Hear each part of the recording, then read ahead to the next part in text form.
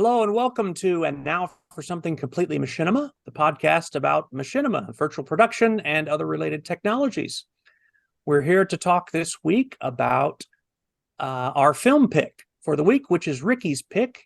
It is something called It's Just a Game. This is an Elden Ring based machinima film. Ricky, tell us all about it. Sure, happy to. Well, this pick was a personal one for me because I've been playing Elden Ring like crazy since it came out last March of 2022. It's probably my favorite game that any of I've played. And the director of this film, Grayson Flows, one word, started putting together sort of, I guess you'd call them studies in the mythology and background of Elden Ring, which, by the way, George R. Martin contributed to some of the story of the background of Elden Ring. And it's fascinating. It's very Gothic, very dark, filled with lots of tragedy, family tragedies and betrayals, and very strange. The Japanese have a particular fascination with body horror. And the game is just filled with all sorts of strange body transformations.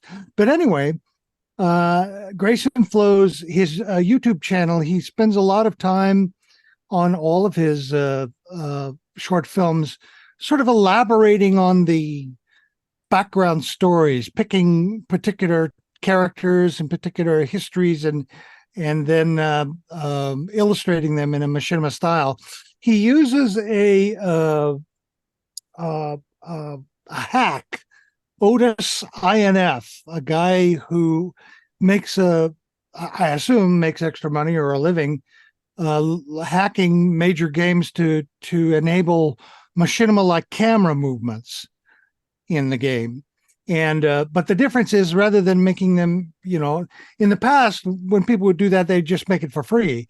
What he's done is, and I understand it and I appreciate it, he's created a Patreon system where if you want to use that particular thing, you have to donate to his Patreon. Now it's a minuscule, $8.99 or $10, something like that, which is well worth it. I mean, $100 a year, $120 a year for using a fantastic tool that allows you to reposition the camera, create camera movements in time, slow down, go back, record something, and then go back and do it.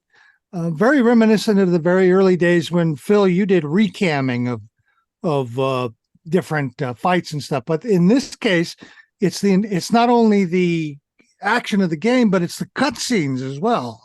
So you can go into the cutscenes and recam them, which is pretty cool. So that's what Grayson Flows did. He went back in and he did sort of the entire player experience from the beginning of the game all the way to fighting the very last boss. Now, as a film, it's a bit of an insider film. You tend to appreciate it more if you're playing the game than if you don't. But one of the things that he does, it's really well edited.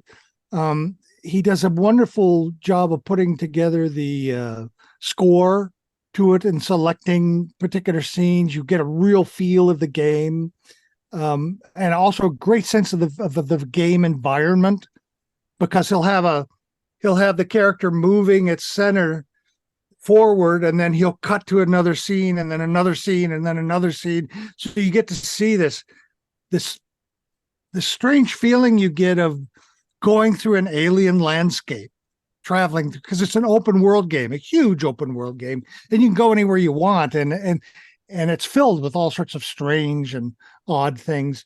I liked it a lot. Although compared to the other films we're doing this month, it's not nearly as good as the other ones, and it's a personal choice, but I really enjoyed watching it. And his other films, it's a little bit long, but some of his other films on his channel are a little bit better. I may have not picked the best one there, but this is a good introduction to it. And what did you guys think of the film? You want me I to go enjoyed next? watching it a lot. Yeah, I'll go ahead and go next.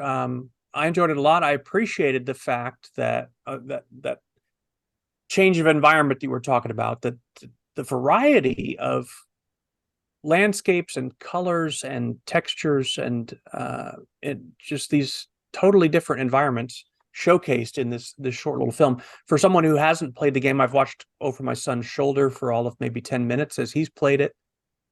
He's obsessed with it as much as you are, Ricky, I think. And for the same reasons, I think. Like, it's not just hack and slash attraction. It's I went into his room just last night and, hey, what are you working on? And he had this screen open and was working on writing up he's got aspirations to make his own games at some point, and he's writing up a mythology of the beliefs of the people of this world that he's building out, and clearly inspired by the depth of world building in not only Dark Souls, but especially here in Elden Ring. So this was visually tasty. I didn't have a connection with the specific narrative of the game, having not played it, but the progression was clearly laid out, and I assumed when it came into that last major conflict this must be the final boss of the game, right. The final confrontation, right? Simply because of the scale, and also I think because of the way that he built up to it. It's this sort of sense of a journey, and there's perils along the way, but ultimately heading somewhere. I thought those shots were, it seems like some of them were he was on horseback, just riding directly at the screen, right, and kept changing the environments. And then later on foot, same thing. That was just wonderful. Yeah. I just really liked it. So it's a good pick. And like you said, it's not constructed narrative to the point where there's a whole lot to pick apart and analyze here, but as a demonstration of a lot of stuff that was shown in that I would have never seen, having not played the game. Yeah. And I imagine that someone who has played it, it's probably like almost a slideshow of all these memories of encounters that you experienced while playing it. And that's a major category of machinima for sure. Yeah. He called it a tribute edit to the best game of the year. So although it's all on the surface, it's just visual, and it's more like a guided narrative. There's no drama or anything like that. So it doesn't quite have the same resonance. But as just a visual tribute to the game, I think it's really well good. Done. Yeah. Yeah, absolutely. Well, do you know what I was just thinking? We haven't really seen too much Elden Ring machinima yet. That's right. I mean, to my surprise, really, because, as this particular film demonstrates, it's absolutely stunning. It's a stunning world. I'm sure you could make lots of really interesting stories out of this, but we just haven't seen an awful lot. To me, this is clearly fan art and an absolute tribute to that sort of stunning. And to me, it's kind of Gothic-like in its detail. It's just that kind of. It's got that kind of beauty to it, I think, really, that I associate with Gothic art. The music selection, November, composed by Richter, is absolutely perfect for this. It's got a haunting beauty to it that just perfectly suits this run through of the game. I think it absolutely demonstrates the vastness of the virtual environment with this sort of climax of some amazing kind of battle scene. And it what you've got here is a bit of a narrative arc, if you like, and it seems to be told in sort of 3 sections. There's this kind of running sequence which seems to be incredibly well timed to the rhythm of the music. Good point. With some I think there's some really, really, those sort of changes, they're really just mind-blowing. The way that he's done the changes and edited that together on time into the music, really well done. And then from the running, you kind of, which I have to say I was completely exhausted watching, because it's the same kind of speed just going through it. Yeah. You then get this switch to these fighting mythical creatures section. And you've got all these kind of blades and battles demonstrated in this sort of next section. And then you've got this also this really interesting spoken piece, which is, it seems, articulating the poetry of the game. Now, what I wanted to ask you, because I obviously never played this game, is that poetry and that voice acting, is that in the game, or has he edited that It's in the game. It's in the game. Well, it's beautiful. Yeah. It really adds a depth to this. So it's really, really well done. And that the timing of it and the way that it's been included really kind of creates these sort of three sections. Really did enjoy it immensely. I have to say, I felt... Oh, I'm glad. Well, it's overall, it was a little bit long. I thought the running That's section what I thought. could have been a bit shorter. The fighting section with these mythical creatures could have been a little bit shorter. And I don't think you lost any of the sense or of the significance of the beauty of it, had he have edited it down just a little bit. But then again, when I was looking at this guy's channel, I was thinking maybe that's not really what he's trying to demonstrate here. Because what I think he's about on the channel is all about speed runs through games. And so maybe what he's demonstrating was that sort of speed run, which you kind of seem to suggest as well in your opening remarks about it. Yeah. So maybe that's why it wasn't perhaps as well edited as some of the other films that we will be reviewing this month as well. Because that's not his That's style. not his objective. Yeah, exactly. Yeah. But overall, I mean, wow, this game is amazing. Well, I'm so glad. I wasn't sure how you guys would respond to it because it's such a personal choice for me. But I think the answer to your question is why there isn't so much machinima is that the game is just too goddamn good. What you want to do is you finish it, and then you immediately have an idea. Well, if I play this other character, I could come in and really beat this one boss who's so tough, and I could avoid that and I could do this. It's so vast and so exciting. The gameplay is that you don't even think. I mean, while I was playing, I was thinking, well, that would be a good machinima scene. You could do a whole story about that. But it's sort of in a way like life. You go through life meeting people and you drive past people and they all have their stories. And you see something interesting, you go, well, that's interesting. And if you went over there and got involved in it, you could find all about it. You could find about who those people. Well, that's exactly how the game is. If you move away from the main storyline or your main objectives, you can go over and find a whole story behind a whole group of people. And that's partially what draws you in. So I think it's the excellence of the game that keeps people from wanting to make machinima, because rather than making a story about this, you want to go find out more about it yourself, Really interesting. Yeah, exactly. I also think it's got a fascinating world.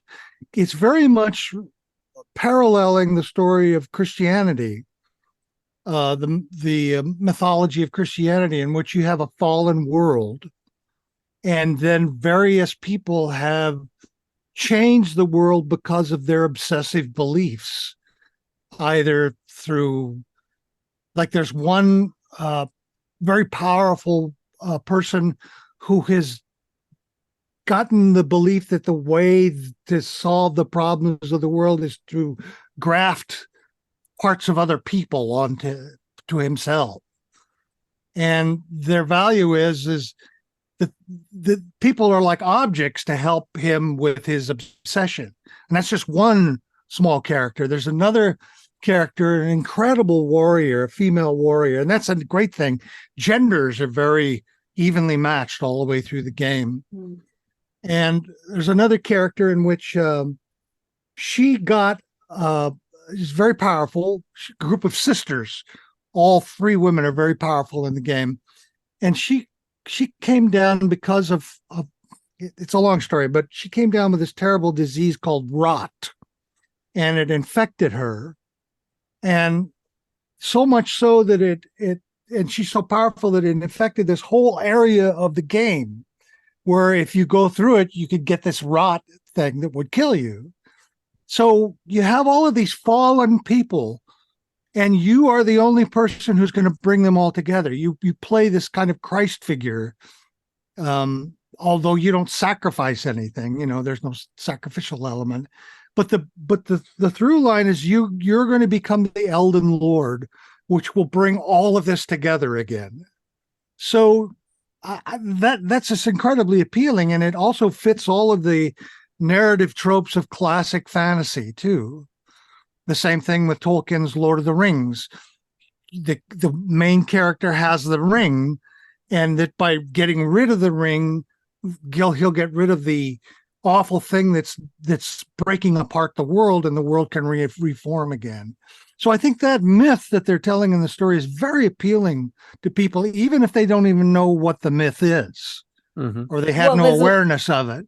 There's a lot of reference in here, is there not, to what they call what I think I heard as being called the tarnished. Is that what you mean by the kind of Christ? The tarnished, that's it. Yeah, the tarnished are in between people who have fallen, and your goal as and you're an outsider, so everybody treats you, oh, you're a tarnished, huh?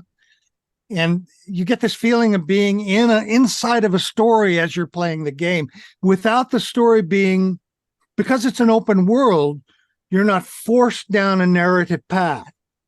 You don't have to follow this narrative path. You can go anywhere you want.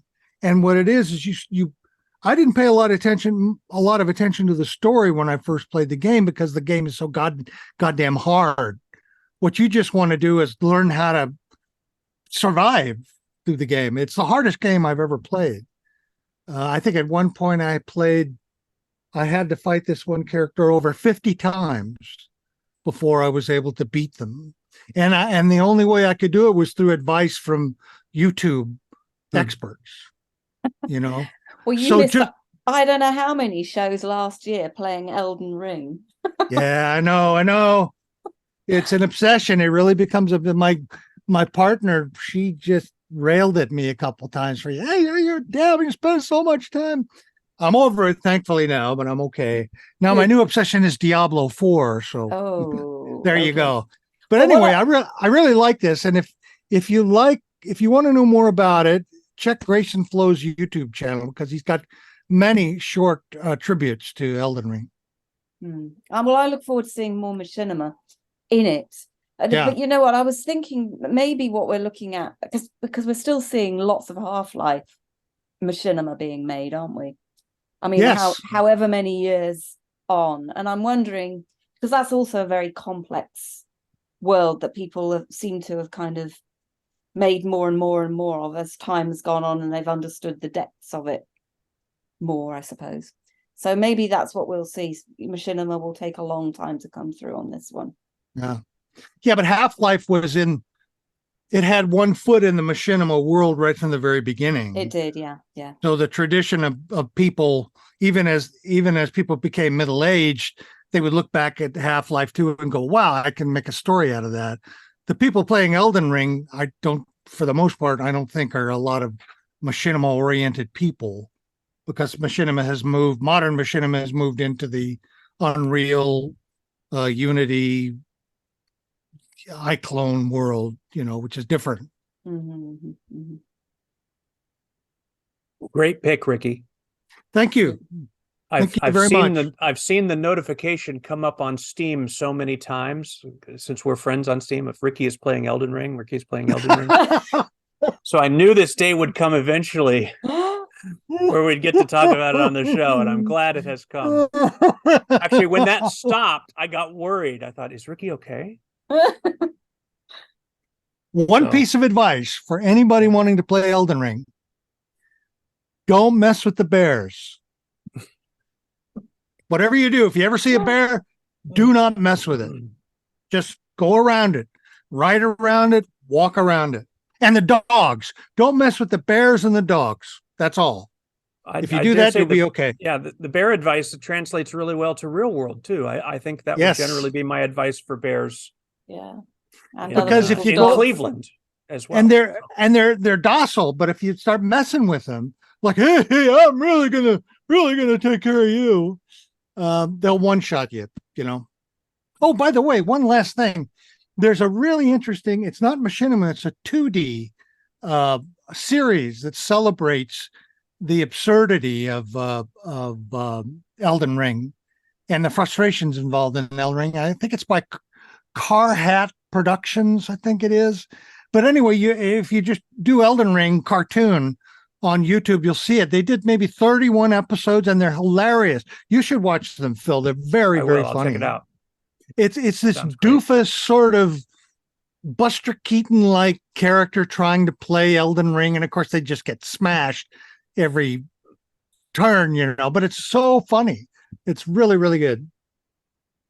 Brilliant. That's it for this episode. So I'm going to close the episode with how I should have opened it, but I'm an idiot and I forgot.